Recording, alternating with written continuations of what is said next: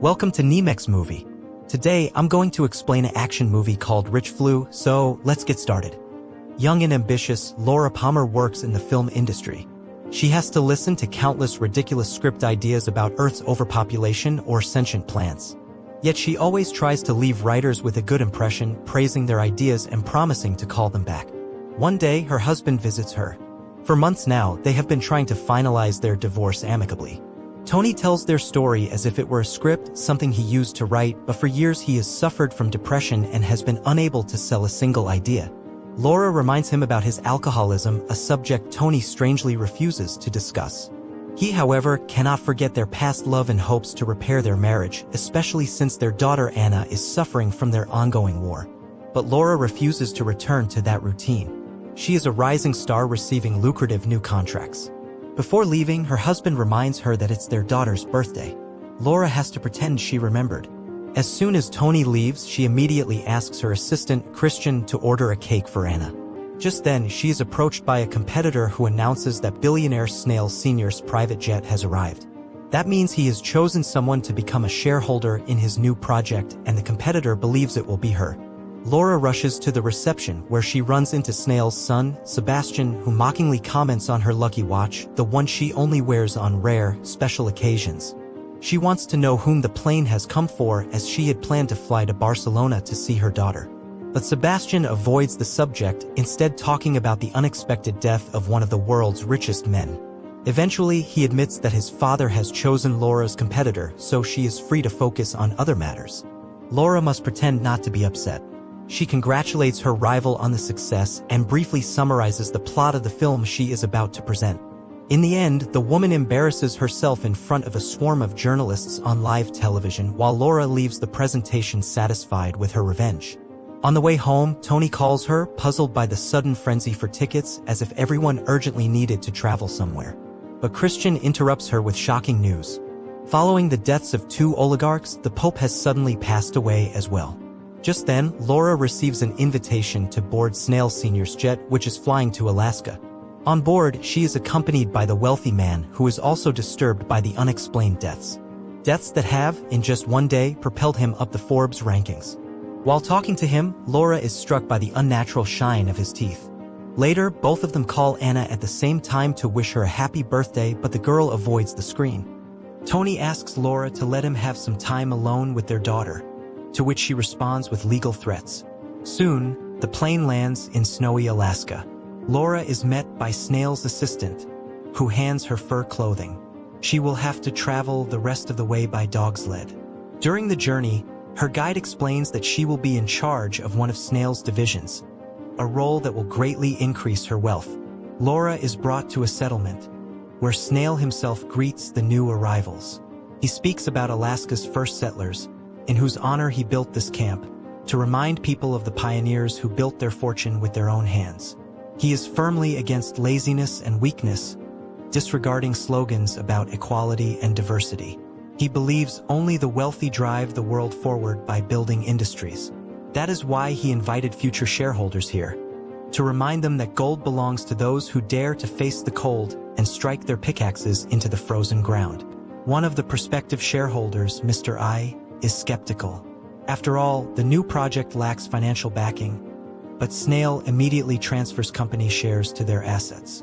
Later, Snail Sr. speaks privately with Laura.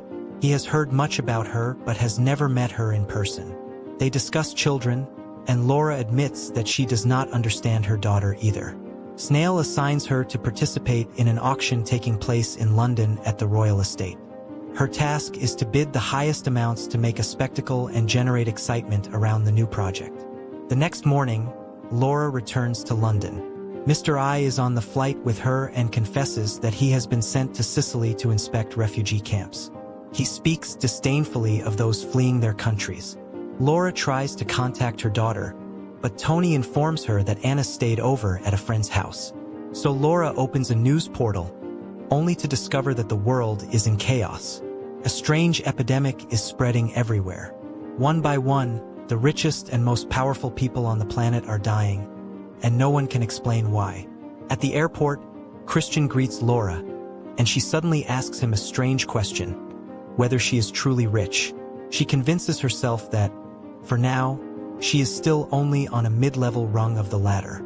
They arrive at the auction, and at the right moment, Laura announces an outrageously high bid for one of the lots, presented by a member of the royal family in attendance. Unexpectedly, Anna calls her, and Laura has to step out of the hall. Just then, she hears screams. The man who had just won a painting for $2 million collapses and dies on the spot. Chaos erupts worldwide.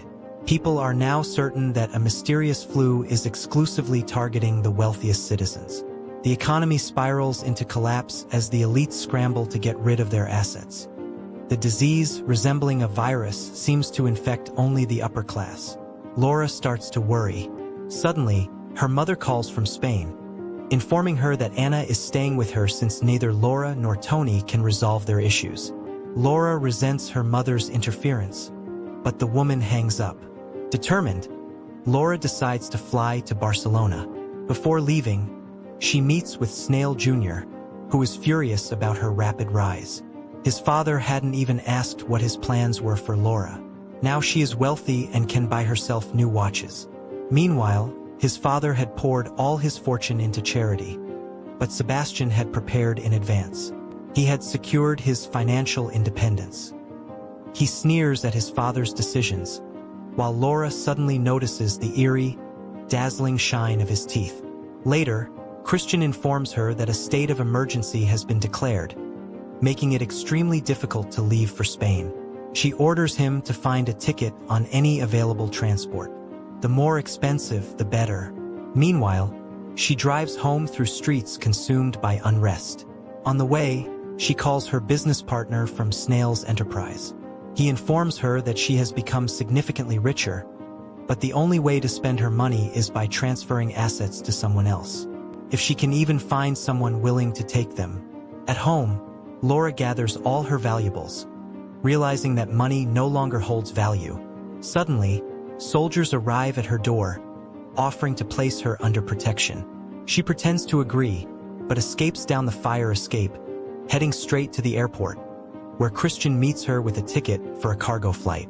Before departure, she unexpectedly hands Christian some documents, explaining that due to her divorce, she needs to transfer her assets to someone else, and offers him the opportunity to sign.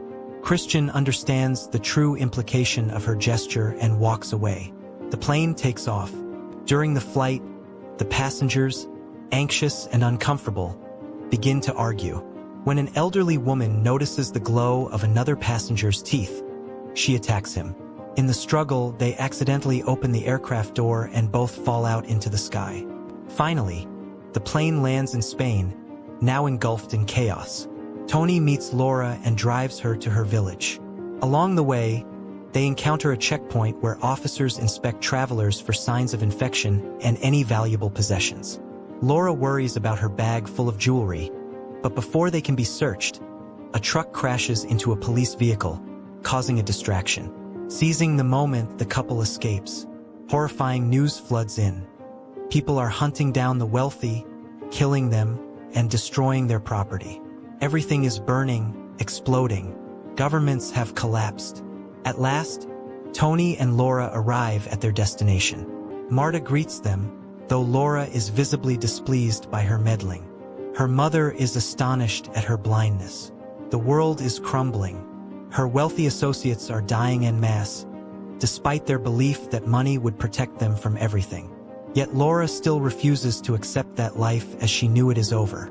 Laura stays, though the villagers eye her with suspicion.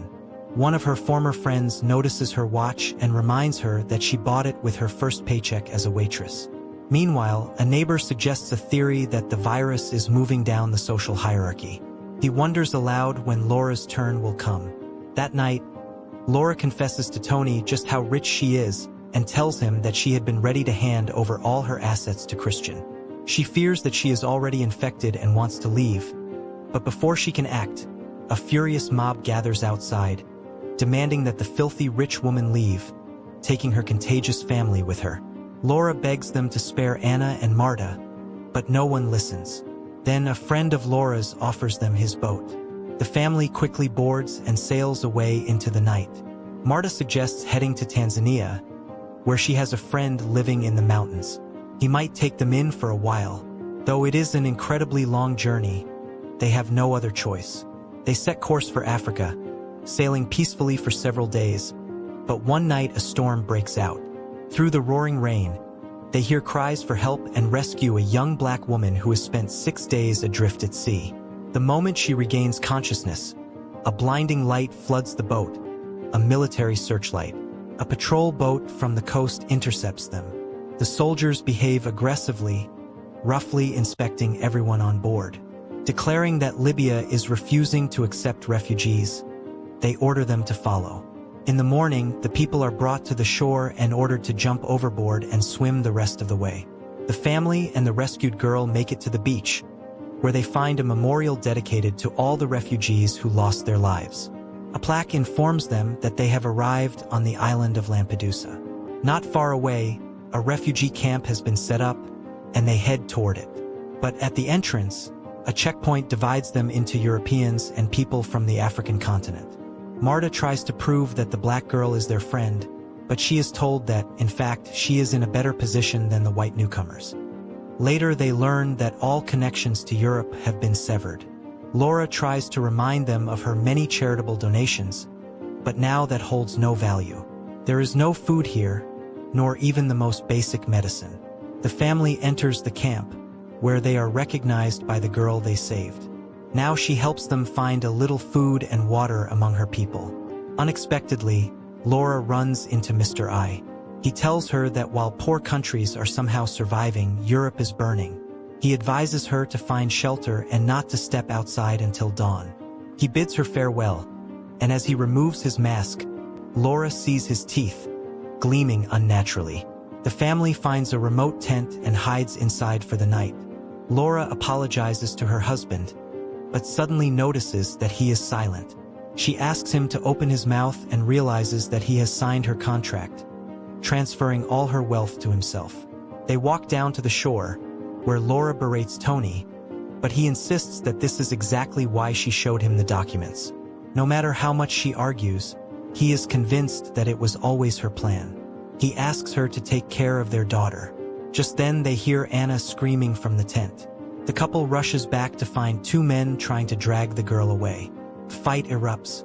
Tony wrestles one attacker while Laura grabs a stone and bludgeons the other to death. Her daughter and husband watch in horror as she finishes off the second man. At dawn, the survivors escape by boat, but as they near the African coast at night, a patrol vessel rams and sinks them. Laura surfaces, searching desperately for Anna, but finds only darkness before losing consciousness. She later washes ashore, where locals reject refugees. Fleeing, she takes shelter with an elderly woman who gives her clothes. Disguised, Laura returns to the shore and finds a truck of rescued survivors, Anna among them, but Tony drowned at sea and Marta died from her wounds. Taken to a refugee settlement, they are welcomed with food, water, and shelter. In the morning, newcomers offer up their belongings. Communal items are shared, while personal possessions are placed in a pool, available for anyone to borrow for a day. Laura parts with her watch. Life becomes simple, centered on labor, farming, building, and daily redistribution of resources. One evening, Laura, now collecting and polishing seashells, approaches the woman wearing her watch. She offers a trade, but when the woman reaches for the entire handful, Laura clenches her fist, smiling. The woman hesitates, staring at Laura's teeth, beginning to glow. A film with a powerful concept, but an unfulfilled potential, reminding us of the fragility of societal structures and how the boundaries between rich and poor can vanish if the rules of the game are changed. Thank you for watching, and I will see you in the next video.